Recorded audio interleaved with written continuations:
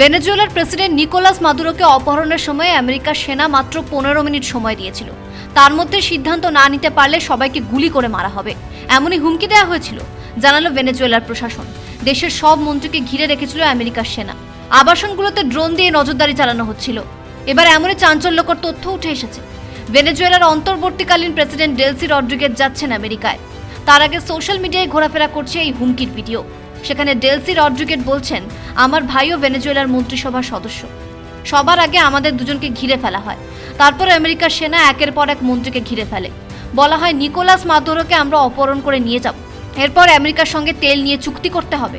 যদি ভেনেজুয়েলার মন্ত্রিসভা সেই চুক্তিতে রাজি না হয় তাহলে সবাইকে খুন করা হবে, এমনকি নিকোলাস মাদুরোকে গুলি করে খুন করা হবে। 15 মিনিটের মধ্যে মন্ত্রিসভার সব সদস্য মিলে সিদ্ধান্ত নেয় আমেরিকার সঙ্গে তারা তেল চুক্তি করতে রাজি। এরপর নিকোলাস মাদুরোকে তুলে নিয়ে যায় তারা। কিডন্যাপের পর কি পরিস্থিতি তা এখন সবাই জানেন, জানিয়েছে ভেনেজুয়েলা প্রশাসন। সম্ভবত আগামী সপ্তাহে ডেলসি রড্রিগেজ যাচ্ছেন ওয়াশিংটন। সেখানে ডোনাল্ড ট্রাম্পের সঙ্গে দীর্ঘ বৈঠক হবে। সেই বৈঠকে তেল চুক্তি নিয়ে আলোচনার সম্ভাবনাও রয়েছে। ভেনেজুয়েলার সাধারণ মানুষ প্রতিবাদ জানিয়ে বলেছেন তারা কোনোভাবেই আমেরিকার কাছে আত্মসমর্পণ করবেন না, প্রয়োজনে যুদ্ধ হবে। ব্যুরো রিপোর্ট, পূবের কলম ডিজিটাল।